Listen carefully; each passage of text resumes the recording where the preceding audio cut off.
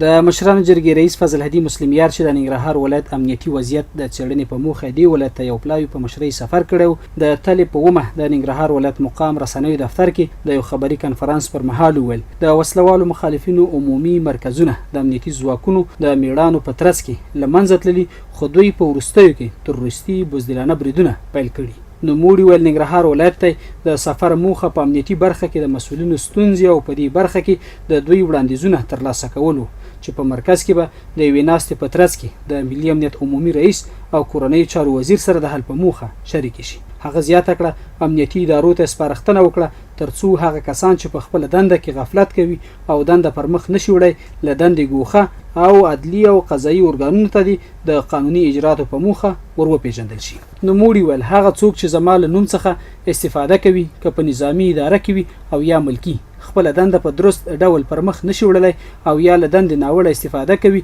امنیتي مسؤلینو ته مې سپارښتنه ده چې پر وړاندې قانوني اجرات ترسره کړي.